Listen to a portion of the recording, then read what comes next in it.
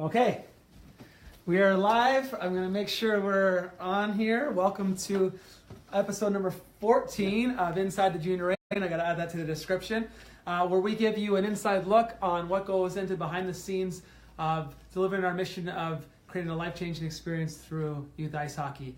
My name is Ben Frank, the club president of the Junior Reign, and with me as always is our chief of hockey operations, Paul Esdale. Paul, say hi to everyone here. Hi, everyone. Well, I make sure that we're up and not sideways, which... Looks like we're good. Wait, no, that's the old one. I don't see us yet here, so let me make sure. Because... Technical difficulties. Let me just make sure. It says we're live. Let me just make sure. I want to make sure we can see everyone's comments. As always, please, if you enjoy the show, we really appreciate you sharing your giving us a thumbs up or a comment in the section to let us know you're watching. Let us know questions or comments you have. We've had a lot of great comments and questions coming in that we'll address on the show, whether you're watching live or via replay. If we miss you on the live broadcast here, you can leave us questions or comments and we can address it on the next show. I think we are now good. Okay. We are good.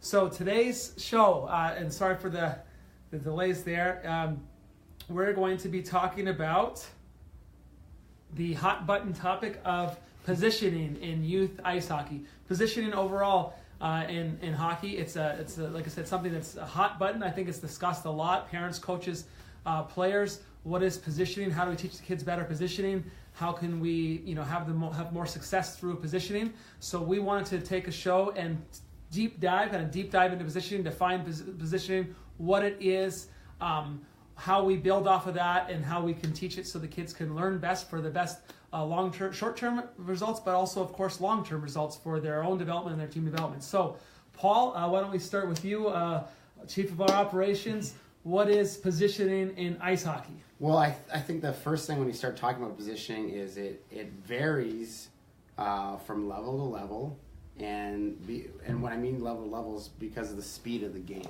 And I think we can get into that and about why sometimes people are out of position and why sometimes people are in position, right? Because it's actually the speed of the game. But really what positioning is, it's offense with the puck. So if you have the puck, right? And then if you're defending offense away from the puck, so it's either you have the puck or your teammate has the puck, right? Or then it's defending the puck. So if you have the puck and I'm against you, I'm defending the puck.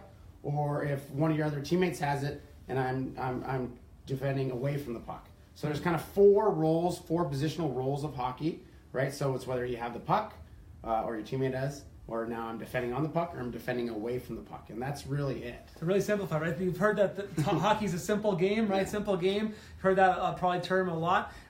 Essentially, right, hockey is an attack game. There's our net and there's their net. And we're trying to get the puck into their net more than they get the puck into our net. It's an invasion game, as they call it as well, similar to, say, soccer, lacrosse, basketball. It's an invasion game. And then as Paul, keeping it real simple, what's the purpose of the game, right? Just put it in their net and protect our net. And then what are those four main roles based on? There's 5 players on the ice, one puck. How does this come into play? Really breaking it down to 4 key roles. Paul, can you just say them together? 4 key roles for positioning in hockey? So it's offense with the puck, right? Okay, and then it's offense away from the puck, okay, and then it's defending the puck and defending away from the puck. Right.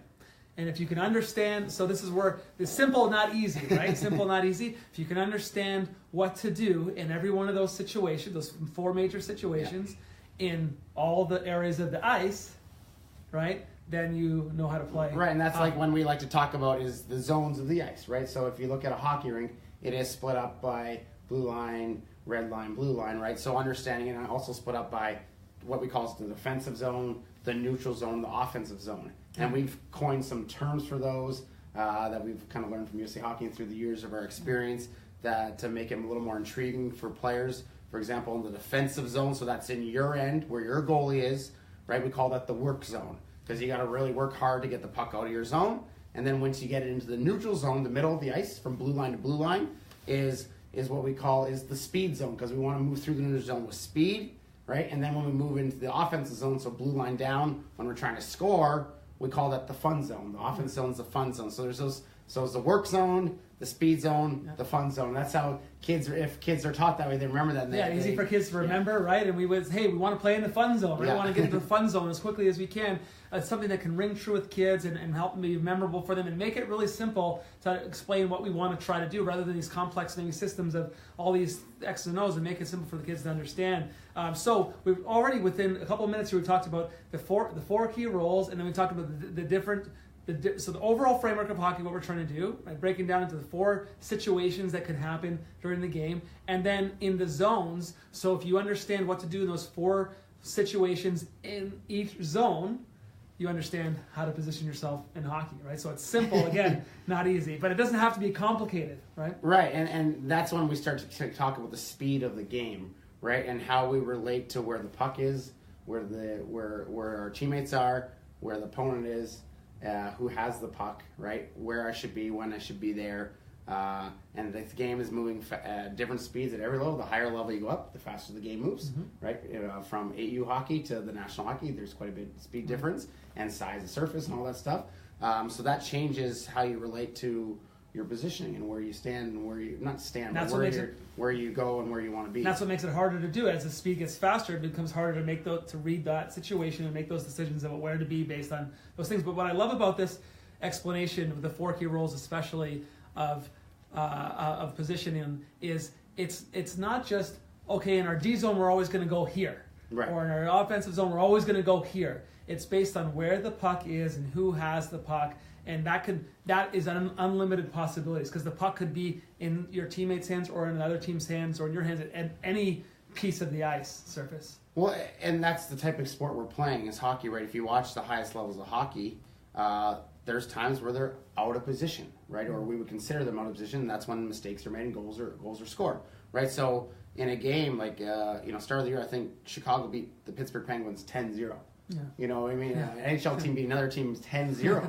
Right, and they had breakdowns in their positioning, right, and breakdowns, and really what it comes down to when we talk about positioning, it comes down to something even more smaller than that. It's really comes down to like one-on-one battles, right? So if you lose a battle, what happens, and how do teammates react to that? So if I'm defending and I lose a battle, or I'm defending the puck and I lose that battle, do I have help or do I not have help? Yeah. Right, or if I'm my teammate's defending the puck, right, and he gets beat, now it turns into a 2-on-1. What do I do? Right. Do I just charge the puck? Do I play a 2-on-1? Does the goalie make the save? Right. And goalie can make up for a lot of defensive breakdowns, right? But it really comes down to the game is really those 1-on-1s and 2-on-1, 2-on-2 battles. And I think we talked about this before. That study from Sport IQ was like 89% of the hockey game is broken down into 1-on-1s, 2-on-1s, and 2-on-2s. So it really comes down to a smaller area, smaller competition to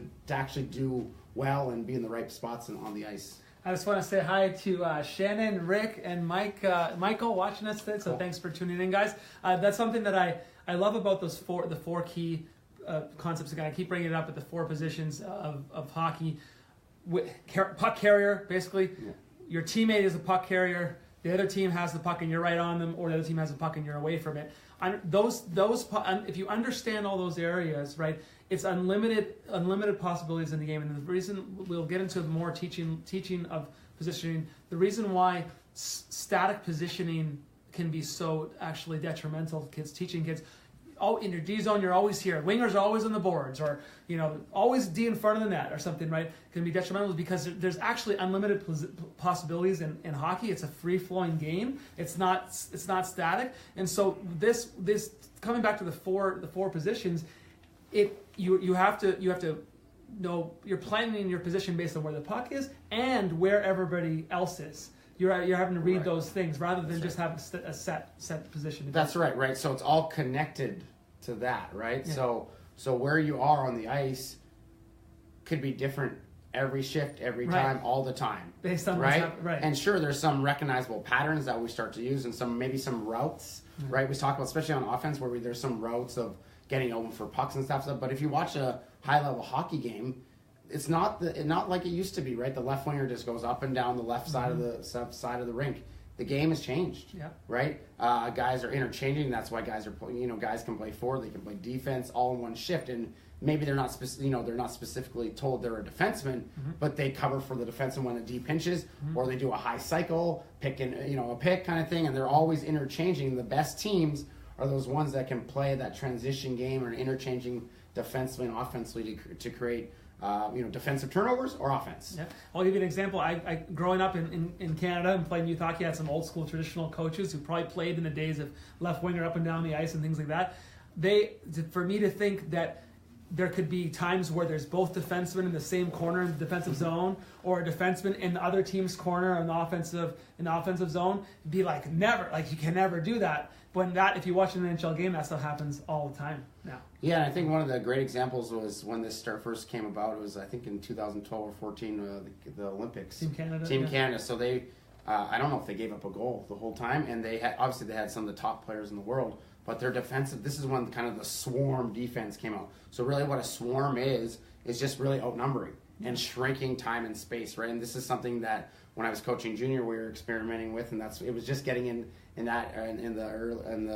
2008, 2009, that's when it started to get into the NCAA. And really what is just an outnumbering system where D, centers, wingers all drop, collapse, and they really outnumber, and they give those outside long shots, right? So it wasn't like, oh, why are you going there? Why are you chasing the puck? It was about, well, we're chasing the puck because we're going in layers, we're shrinking the ice, and we're trying to outnumber, we're trying to get the puck out as quick as possible. So that's really the simplified defensive zone, or the work zone, is you want to get the puck and you want to get it out of your zone as quick as possible.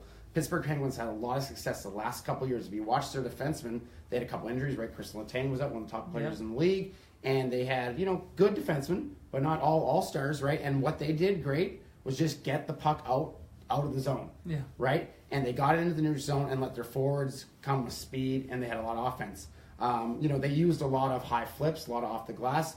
At the younger ages, we don't necessarily teach all that yet because we want the kids to be able to handle the puck and make plays, right? There's going to be a time and place when, maybe you got to chip off the boards in open space. But, so understanding that just the simple fact is that we want to outnumber, we want to get the puck, we want to protect the most dangerous areas on the ice in the defensive zone, and we want to keep it moving forward as quick as possible. So what you're talking about there, Paul, is a perfect example of concepts over systems, right? So USA Hockey uses this terminology a lot in the skill book, the USA Hockey skill book that we've talked about in the show. Concepts over systems, especially at the younger ages, but you'll find this now even more even in pro hockey and the highest levels of hockey. So let's just rewind just for a second. Again, we talked about positioning in hockey. We talked about the nature of the sport being an invasion sport. What we're trying to do. We've talked about the 3 zones, and then we've talked about the 4 key areas, the 4 key positions on the based on where the puck is and the opponents are.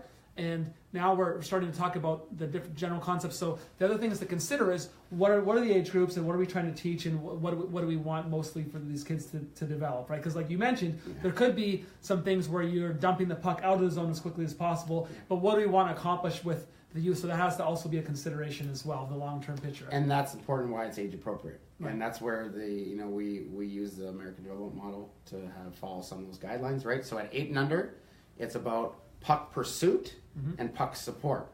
So really going to get the puck. Yeah. Everyone. Yeah. Trying to get the Great puck. Pressure, yeah. And then and you'll see over the years, even if they play a couple years of mites, then they'll realize that, okay, 4 guys don't need to get the puck. Yeah. 1 or 2 guys go, and there's better spacing. There's what we call spacing and layering, right? So now it's, if my teammate has the puck now, we pursued it, we have it, now I try to get to an area that maybe I could get it from him. Yeah. And you may not, at that level, you may not get it yet, right? They're just still cognitively not ready yet to do that. As they get older, in the last year of 8 and under, and then 10 and under, you'll start to see greater puck movement, greater puck support. But the worst thing we could do is teach them not to attack the puck, right? To go get the puck, because then when you're seeing, you have kids stopping and thinking and waiting and being hesitant and not being aggressive and all these things that we know when we see it is not good. Especially the younger ages, the kids that are really aggressive, that are going after the puck, that are getting it and things, are having a lot of success, and they're getting better because they're constantly going for it, and they miss sometimes, and then if they're going hard all the time, they're going to learn their angling, they're going to learn how to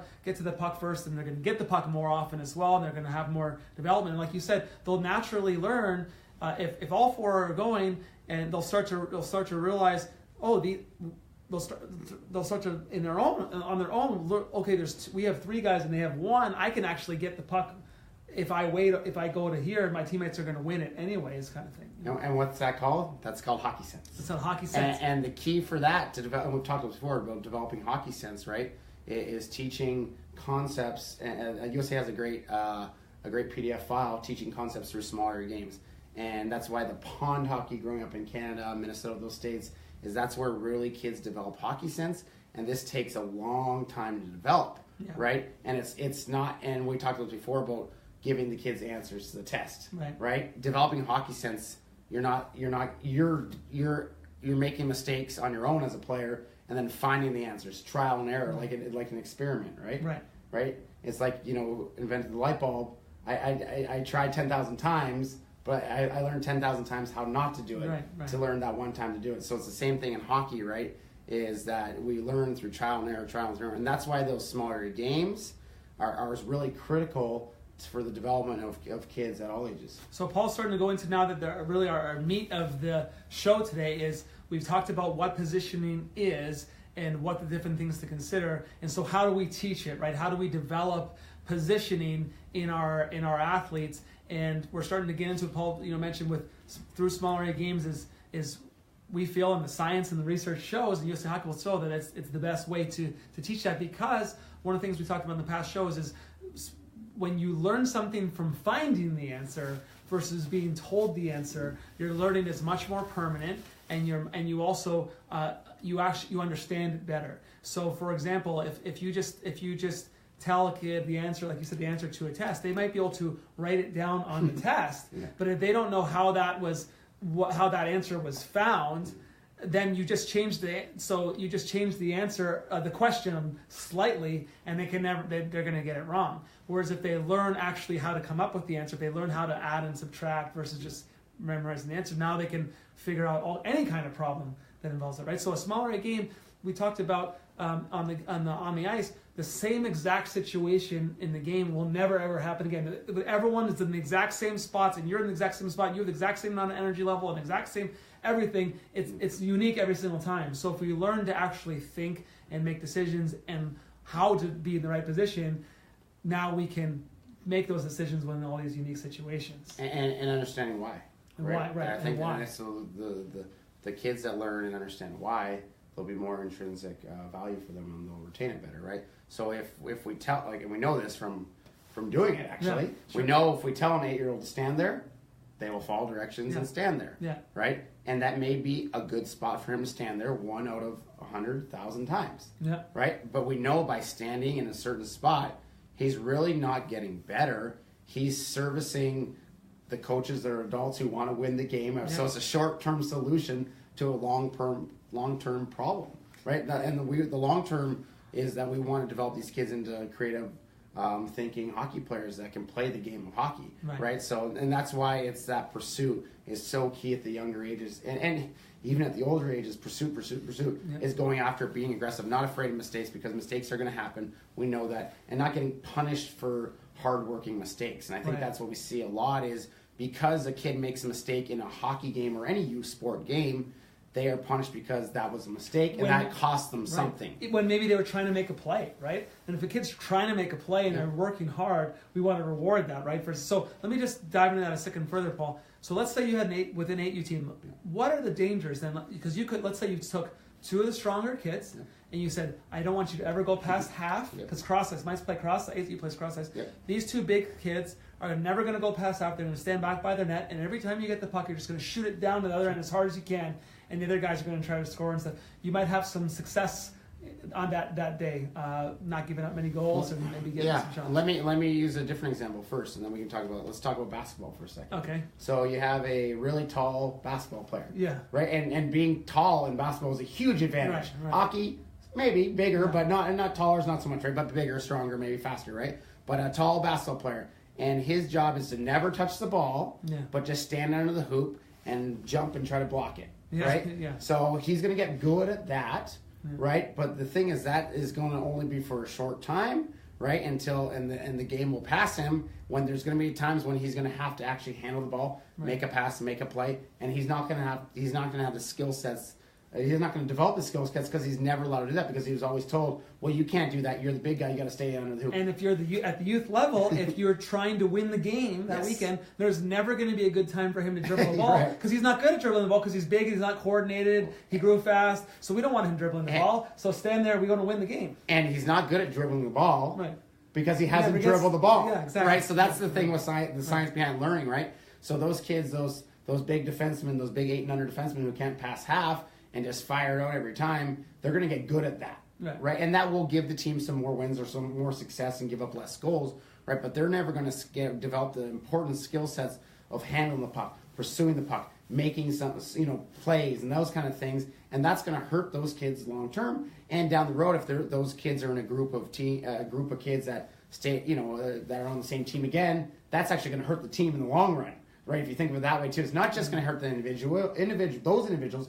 It will hurt the individuals around them because it's a team sport. And they won't be able to make plays. Right, it's a team. Hockey's a team sport, right? So if it was just playing defense and shooting the puck out of the zone, you got a point for that or something, then they'd be good at that and they'd excel at that. Just like we talk about practice, right? If we're just playing, you got to skate around the circle as fast as you can a million times, and the faster you do, the more score you get on the scoreboard, then that'd be a good thing to then practice. That's what we'll practice all the time. Right. But hockey is, we know that's not what hockey is, and that's why we don't practice that way. That's why we don't teach players to play that way. Right.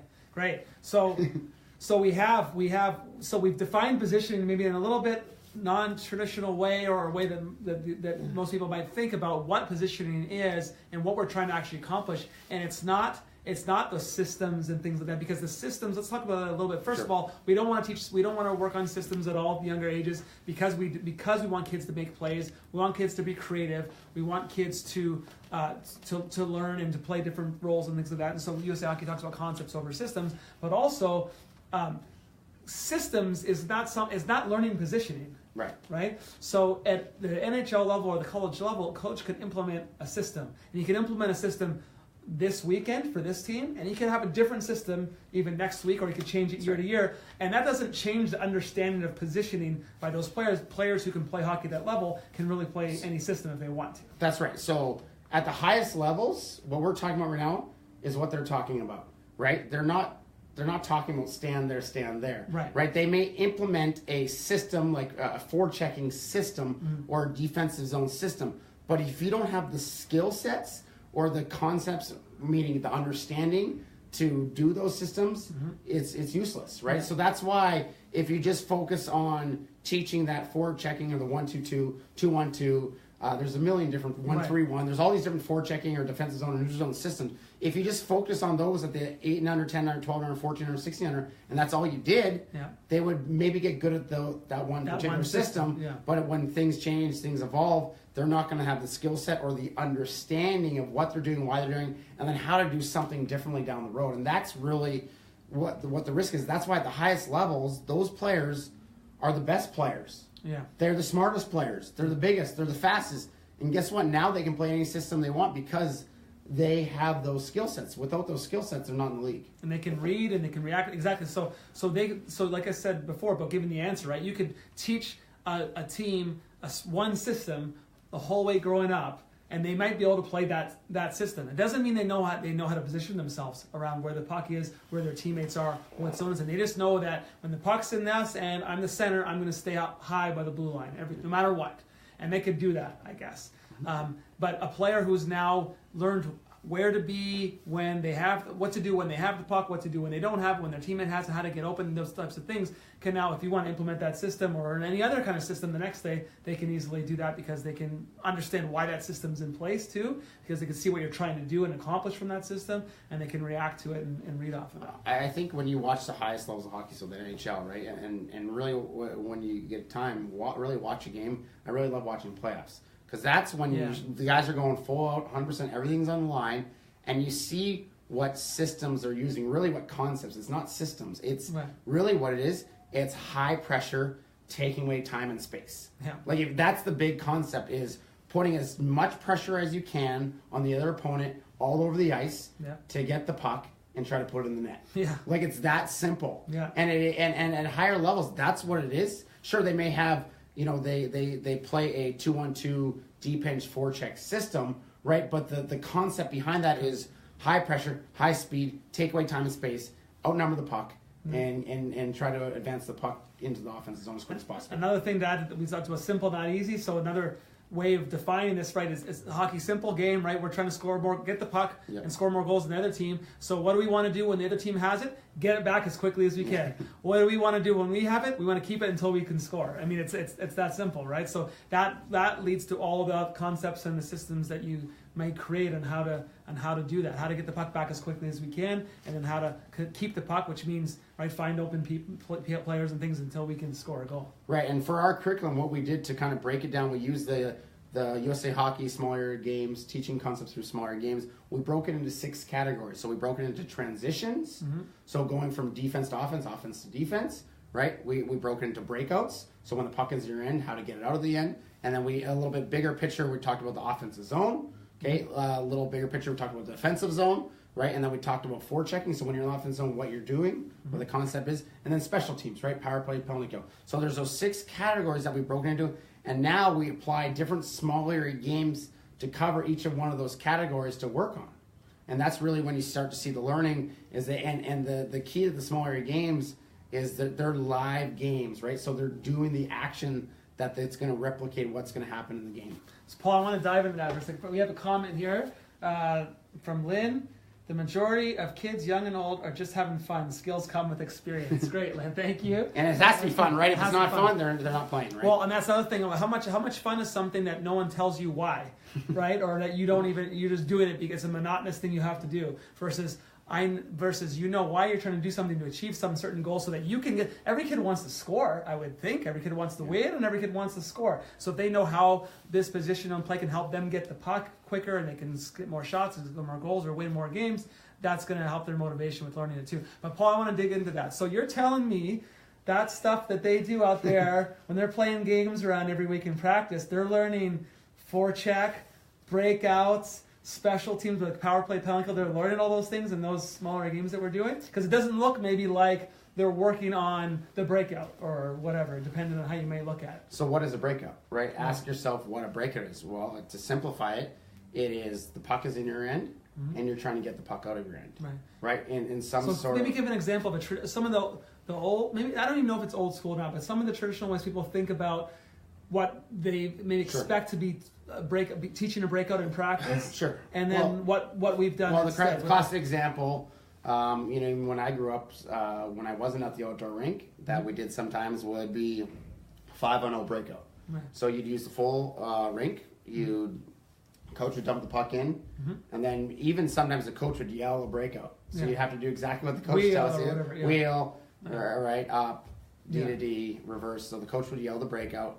No pressure. By the way, I've done this with the squirt team about 7 years ago. Embarrassingly. So there you go. So you'd make the breakout play, no pressure. You'd come out, maybe attack all the way down 3-on-0, and then if you're lucky, maybe there's a regroup and you attack 3-on-2 back on the same guy. So that would be an example. So in that example, wingers go down the wall, stop on the wall. So the D go back and pass it back, pass it to the winger, the wall.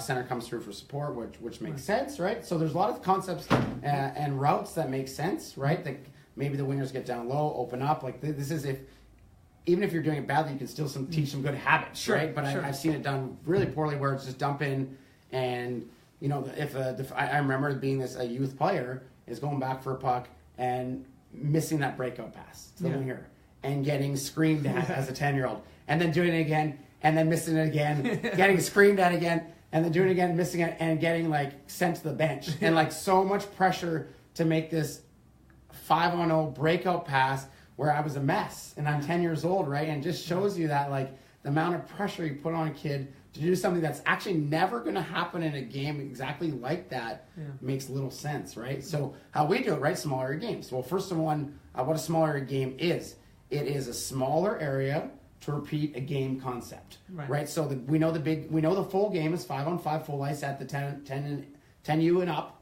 right? But how do you replicate those situations that arise? How do you replicate and multiply, so you get more and more and more and more of them? Right. That's when you need smaller games, right? And so that's where you change the size of the surface. And why in a game format? Well, the game format is because if they don't practice in a game format, it's a whole skill, right? It's not a part skill. If they don't play in a game format, then they're not developing the plan read, the read plan do of doing that actual execution of that skill. Because when they try to do it in a game, it's going to be in a game format. Of course. There's other teams trying to come get the puck from them, and your players are trying to get open and things, right? So we're trying to make that environment, but we don't play, like you said, we don't play 5-on-5 full ice for that environment, because then we can just play games all the time instead of practice. We actually just want to shrink the space, lessen the number of people, and make it happen a lot of times. And yeah, there's definitely times at the older age groups to do 5-on-5, sure, and to do a controlled scrimmage and do 5-on-5 live and that stuff. And even at the PB level, we do 5-on-5 in zone, where you have to make a defensive play out, and you got to do it 3 times before you switch, kind of thing. So there's room for that, and work on faceoffs and all that stuff. When we're talking about working on all these transitions, these breakouts, is those smaller areas. That's what the game is. You have to make a play under pressure, right? If you can't make plays under pressure, then you're not going to have a lot of success at hockey, right? So that's either defensively or offensively, right? If there's a guy attacking me and I have the puck and I'm in my end, I got to figure out a way to get it to one of my teammates, or get it to a spot where he can go to, or where I can go to. Where you can beat the guy, I got to make decisions. I got to make them quickly. So what if your teammates are covered and right? If I'm not practicing those ever, if I don't practice those decisions ever, I'm never going to get better at those decisions, right? And that's really that's the development of hockey sense. But that's where it takes a lot longer, because you're going to make mistakes. You're going to make mistakes, a lot of mistakes, right? Because your brain is not going to compute it fast enough, right? They talk about building the myelin, right? The myelin sheath that builds the to spark the neurons, right, in the brain. Well, the more you practice something, then the better you'll get at it, right? The more successful. And that's when they talk about the highest level athletes, right, from Tom Brady, quarterback, or the best players, Wayne Gretzky, is the game slows down to them, right? Because they fired those so many times, they built all this myelin. They see the game at a different speed. See it happening, right? It's slower to them, right? And really, it's going really fast to a lot of guys. If you're brand new to the sport, it's just flying by you everywhere. But as you develop these skills and play in these environments, then it slows down. And that's why that free play, that outdoor rink hockey, and that's why we try to do some of that game night. We do a lot of our half ice and smaller games, is critical for the success of our players. If they don't do that, they're going to miss out on a huge part of the game. Yeah. They'll actually miss out on developing the most part of the game, is understanding the game of hockey. Right. I see some of that, Paul. We also have another question that came in here. You know what? I'm going to get to this. Shanna, I'm going to get to this question in 1 second here. One key part also about the games of the practice. Now, how motivating is it as a player? How exciting is it to go and do the 5-on-0 breakout down the other end? Well, it's not fun at all, right? It's really boring, and it's really like why I know as a player thinking about that, well, why are we doing this? And how motivating is it? So for you as a 10-year-old, you're going back. There's either two things. Either one, you're going back and you're making the pass. You're kind of just going through the motions to complete the draw. You're supposed to do it, and so maybe there's not much motivation even behind what you're trying to do with that pass. Or number two, you're being motivated out of fear because you don't want to miss the pass and get yelled at or whatever. Versus playing a game with your friends and teammates, hopefully, and trying to win a game, which work on being a competitor, work on trying to compete. And kids love to play games. The kids play tag at school or whatever, right? They want to win the game. It comes back to the blocked and random, scripted and unscripted, right? If I'm told, okay, we're going to dump it in, you got to go D to D, and then you got to pass the winger, and they're going to go down and shoot. And then, it's all scripted. Remember, that's zero decision making because there's no pressure. If we had pressure, then it's a different ballgame. Yeah, brain shuts off, intensity shuts off. We're in a different ballgame if we're talking about now we have a forecheck pressure and there's guys on us. We got to make decisions. And now the breakout I have to do is get the puck out of our zone. Well, that's the interesting thing, right? Because the funny thing is that those set breakout practices. Yeah.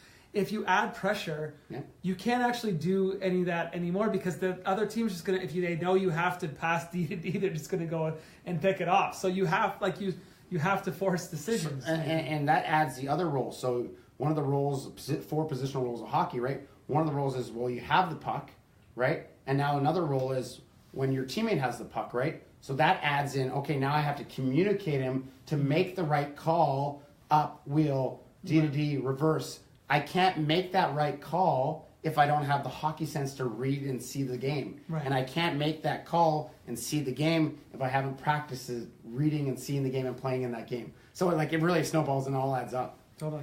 Hey, Paul, we have a question from Shanna. From Shanna. Oh, and we have Bridget watching us as well. Hey, Bridget. Are there any times during a mite game when a teaching moment would be beneficial to a player, even though at this point their hockey sense should be learned by trial and error? When a player comes back to the bench, are coaches encouraged to praise the smart moves or give suggestions on what could have? Yeah. So great question.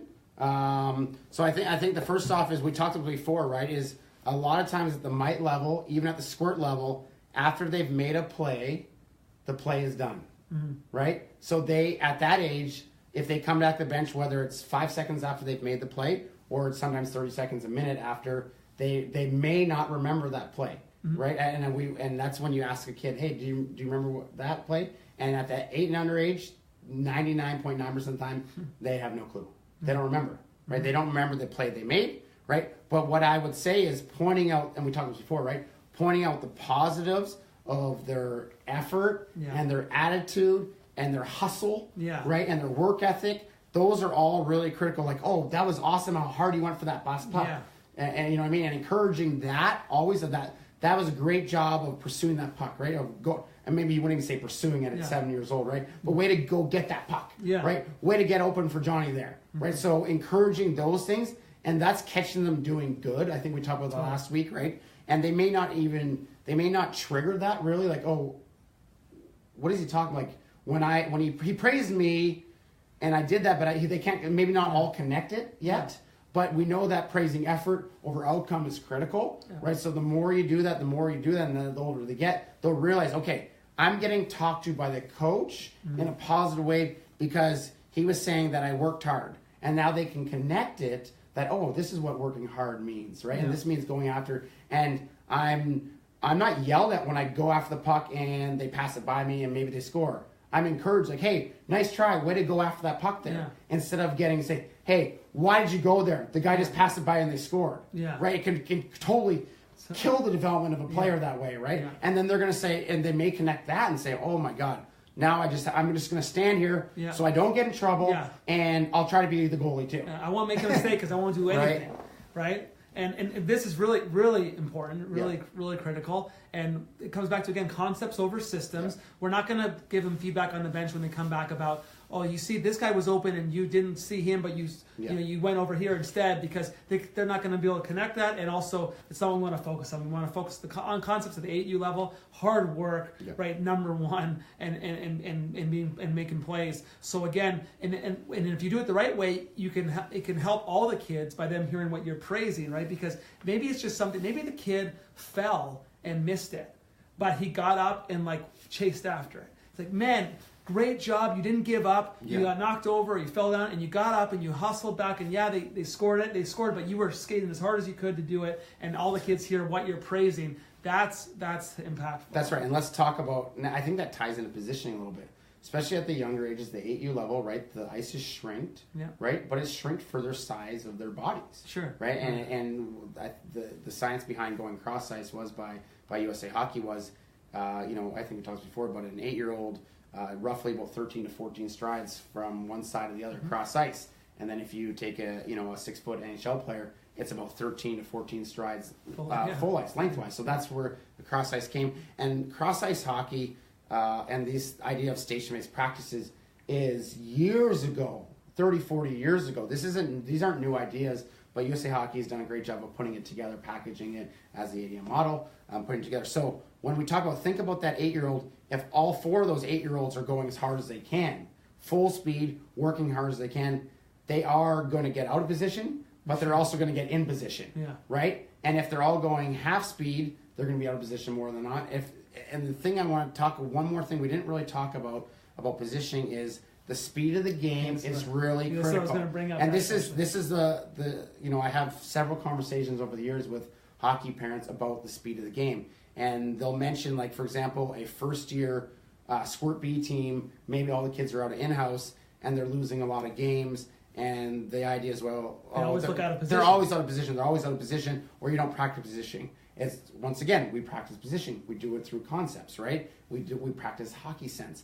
They're always, if the speed of the game, right, so the skill set of the other team is they're faster, they're bigger, they have better skills, they're always going to look out of position. The interesting thing is when we talk to another parent where maybe even that same team, they play a team that is a lower level than them, and they have more success scoreboard wise, and they have the puck more. They don't seem to. I never hear the word complaining about being in the right position. When you're the stronger team. When you're the stronger team, you're never in the wrong position, right? And it's because of the speed of the game. You're always going to look out of position if you're always chasing the puck. Yeah. So that's a really key part of this. So let's finish with this. Good one, yeah. Any player that is outmatched, skill, speed, strength, size-wise, is always going to be out of position. Almost always. Because even if they go stand in the right, by the time they do that the play is going to be somewhere else. So the only way, right, the only way to really learn to be better at positioning is by improving the level of their skill, not just technical skill, but reading, reacting, and skating. And right, and the one thing that can combat that when you're at the higher levels is that hockey sense. Right, is that maybe I'm not as a fast a skater as Connor McDavid, but I'm, like, for example, Wayne Gretzky is a great example. He wasn't never the fastest. He was never the biggest. He was never the strongest. He never had the hardest shot, but he was the smartest. Right.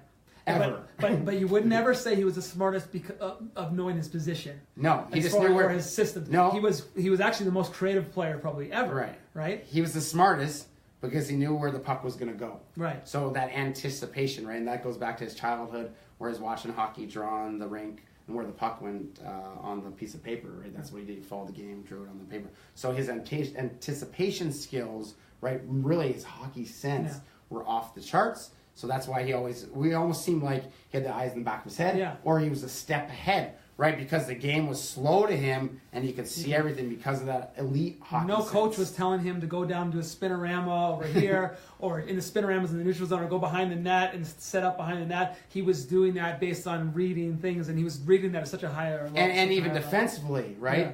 They weren't saying, hey, Wayne, go stand there. Yeah.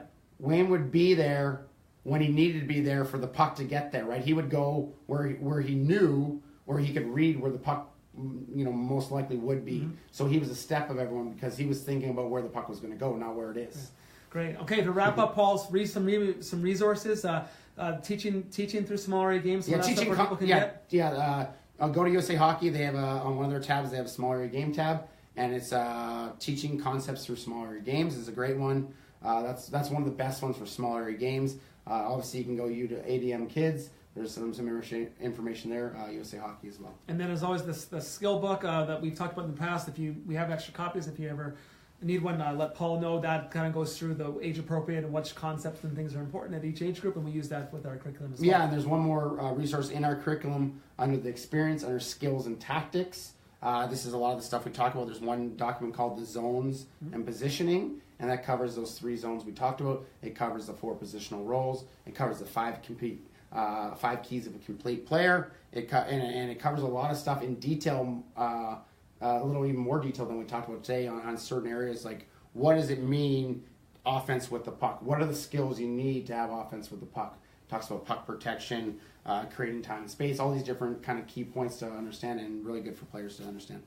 Awesome. Well, thanks everyone for watching. I think we went a little bit over time today, but we had fun. Hopefully you did. Whether you're watching live or the replay, we really appreciate the comments and the likes. Share it on your page if you like what you heard. We really appreciate those to help us spread our message and our show to new eyeballs. Whether you're with the Junior Reign or not, or somewhere else in the country or the world, we love the viewership and the comments from you guys. And we will see you next Monday. I think we're off. The following one is Christmas, but I think next Monday is Christmas. Yeah, next Monday is not Christmas. Next Monday. Yeah. We will do a post on Facebook when we're going to be back on for Inside the Junior Reign. We'll see you for episode number 15 then. So stay tuned for the Facebook page for details. Yeah. Thanks everyone. Thanks guys.